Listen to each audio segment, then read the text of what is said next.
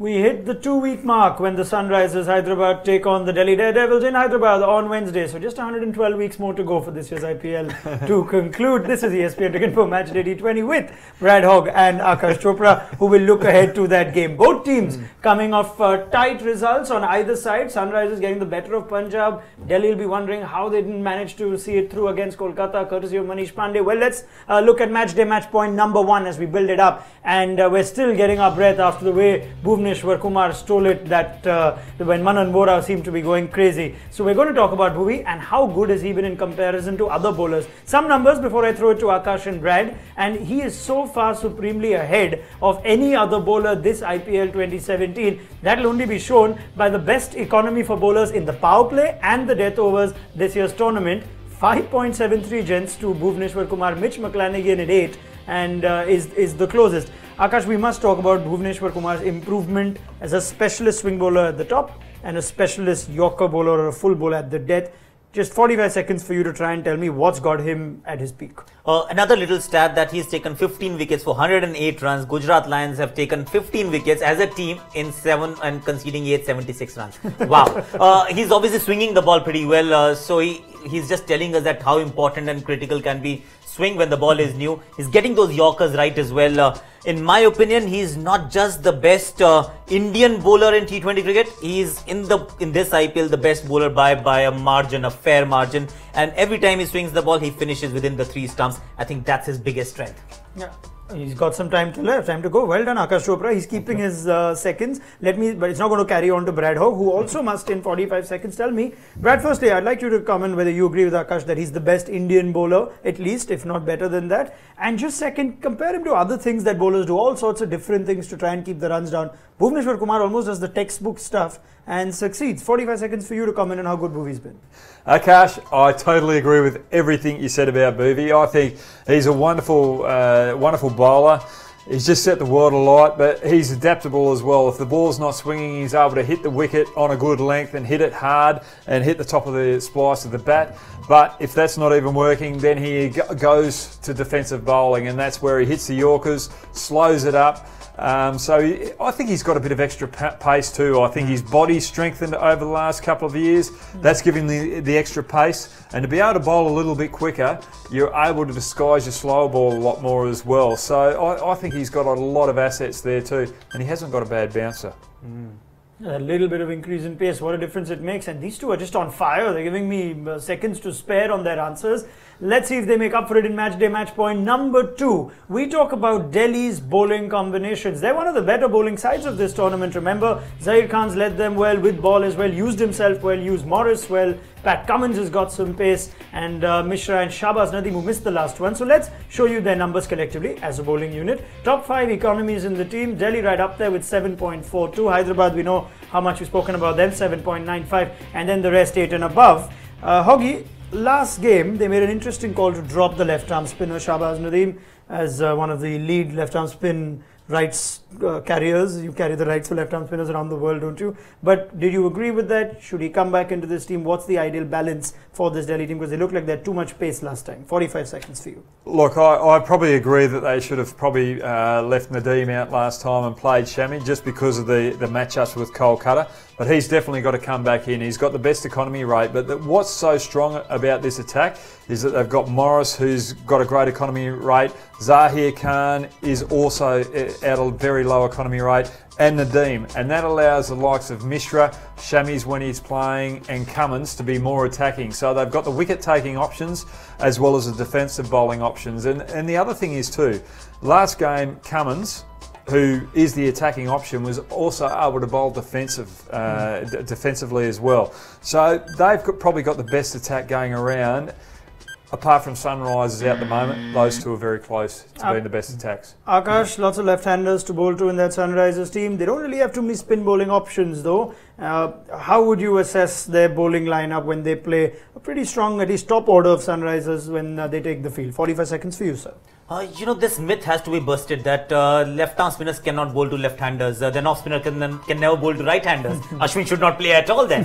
So that's rubbish, I think. And therefore, Nadeem is an asset. He should play. Mishra is an asset. He should play. He used to play for that franchise anyway. Yes. In the past, they've got 3 or 4 more bowling options. Shami must come good eventually. He looks slightly off color in the previous game. Cummins, if he plays, is great. Morris, I think, is the best all-rounder in the world currently. I'll put him slightly ahead of Andre Russell, and Zaheer Khan's captaincy gets the best out of everyone, whether it's the power play overs, death overs. He's looking for wickets on every single juncture of the game, and that makes him very special. I've got seconds. So Morris over Ben Stokes as well for you in this format? Yes, 100%. If you're looking at, see, I always rate bowling all-rounders a little more than the batting all-rounders, because they'll give me 4 overs in every single game. So he gives me 4 overs. He's equally explosive, if not more, than Ben Stokes. Plus, the only thing is that Ben Stokes will probably give me more runs in terms of runs, because he bats higher and he'll be more consistent. But that's a bargain I'm happy to strike. Well, I hope Morris is a lot better than Andre Russell at the moment, Yes. because Andre's not playing. Yes, that's true as well. That's true. I wonder why he's not playing, Brad. No, we leave that out. Let's talk about the people that we are using, and strong comments from Aakash regarding Chris Morris. Now that's for the bowling for Delhi. What about their batting? There seems to be one question on everyone's mind.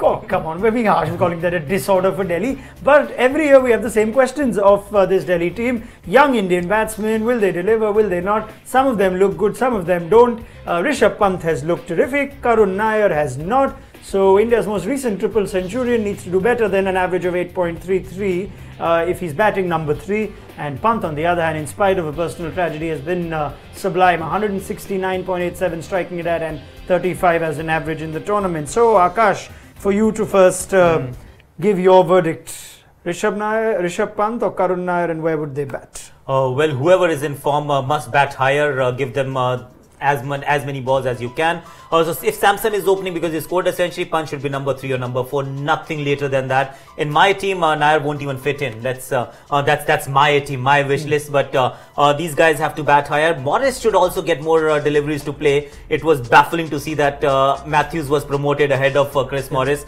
and eventually cost them a few critical runs that cost them the game in the end. So they need to get their batting order right and make sure form is gold, use it properly. Okay, just quick follow-up. It's one thing that you have to keep playing people in order to give them time to come into form. Are you of that opinion when it comes to the IPL, or is it quick returns, quick investments? See, if you're wasting time, it doesn't help, because you are a side that's already thin on resources. So whatever you have, you make the most of it. They've already lost 2 overseas batsmen. They've gone for Ben Hill for now. So they don't even have anybody else to look at. So what are your resources? Pant, Samson, both guys in top form. Make sure they bat at least. Samson is opening, so 120 balls. So you've got Pant, at least give him 90. Okay, Hoggy, just your thoughts on that. Would Rishabh Pant certainly bat higher up the order for you? And like Aakash, do you think Karun Nair also should be now just worried about his place in the side? No, Nair should be really worried about his place. 21 off 27 balls the other day. That's just not on for a number 3 batsman. And the thing was, he's not aggressive out the crease. When I say aggressive, he doesn't have to be trying to hit the ball over the top. He's got to be aggressive with his running, get off strike, and then the odd boundary. If he gets that odd boundary and he's turning the strike over, his strike rate is going to be above 100. But you've got to bat Pant higher. You've also got to bat Anderson higher as well. Give Anderson a few more balls. We saw him finish off the other day, and Morris has got to come in early. That was just criminal the other day, not having Morris bat 4 overs out the end.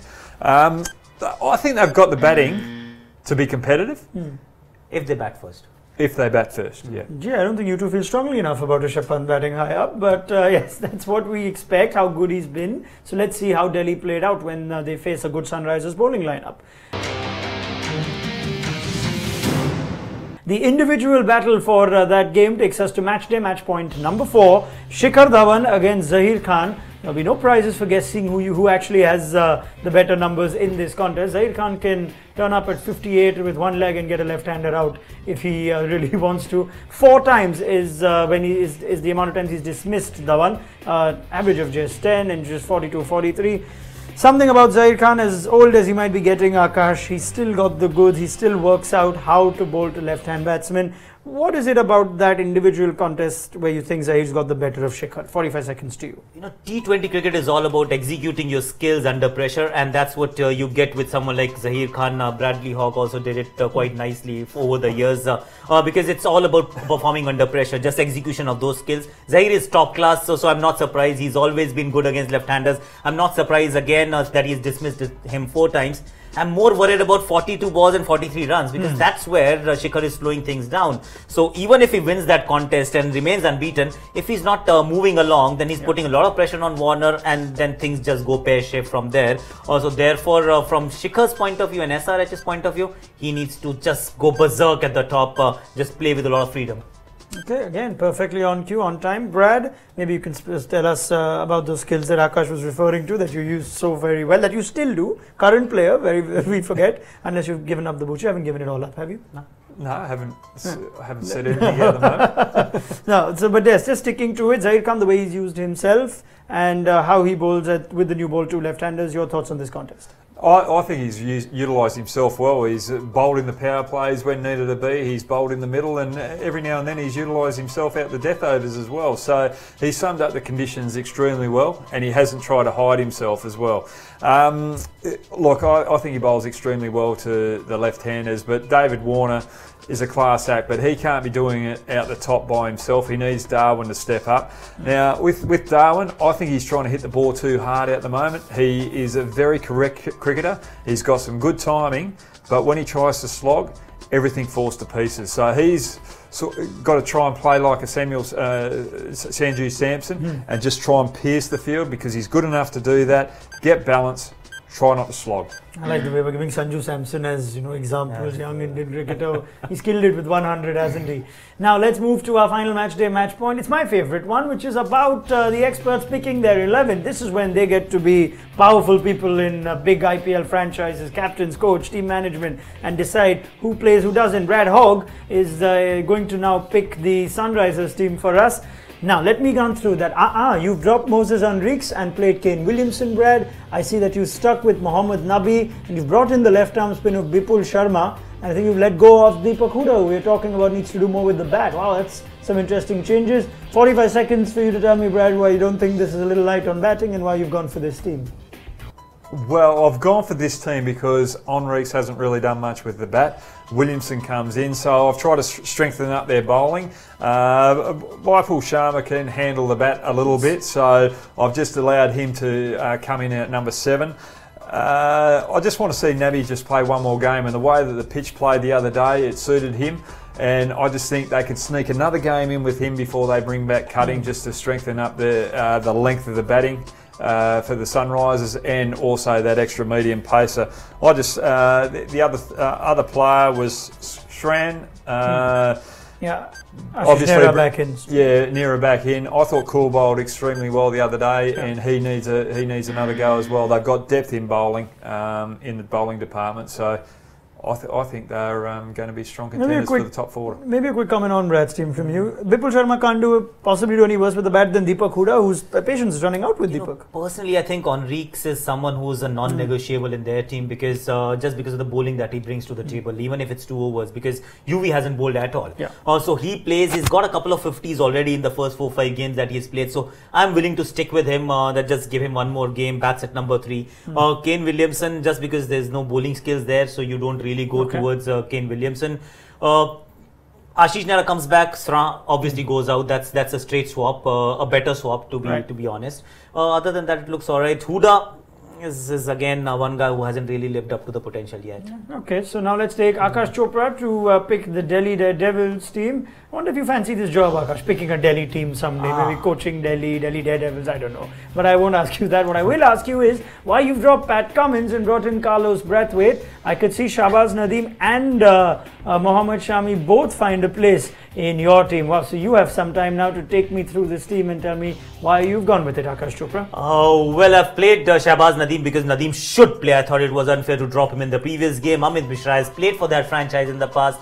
This pitch has helped spinners in the last game, so 2 spinners for me. Shami, I'm expecting him to hit his straps. He should be bowling well sooner than later. Zahir is your 4th bowling option. Then you got Chris Morris, you got Corey Anderson, you got Carlos Brathwaite. I've got 7 or 8 batting options, quality batting options, and then I've got enough bowling options as well as 6 and 7 bowling options. So I think it just gives you the right kind of balance. I've gotten rid of Nair. That means that Pant automatically bats in the top 4, even if Iyer is placed at 3. So there is Carlos Brathwaite, Corey Anderson, and Chris Morris. So 3 overseas batting all-rounders. That works well for me personally. I want you to comment on his team. Pat Cummins hasn't done too much wrong to find himself on Aakash Chopra's bench. I'll be honest with you. You haven't seen Pat Cummins bat in the last 6 months. Sorry. He is a mile. He's a better bat by a mile than Carlos Brathwaite at the moment. All right.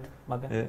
I just personally don't fancy the side of Rashid Khan against Carlos Brathwaite. It scares me as to how much Brathwaite might struggle against leg spin, but it'll be fun. Thank you so much, Aakash Chopra and Brad Hogg. As always, a pleasure getting their thoughts. You could get thoughts of our entire panel, including Ajit Agarkar and Sanjay Bangar will be with us shortly. That's the hashtag you need to use to send your questions through to our experts. And you could also catch our 7:30 p.m. show live on ESPNcricinfo.com as well as on our ESPNcricinfo Facebook page. Check out all our content on YouTube. Subscribe to our channel there. We'll see how this game number 21 goes between Hyderabad and Delhi. See you soon on our network again. Bye-bye.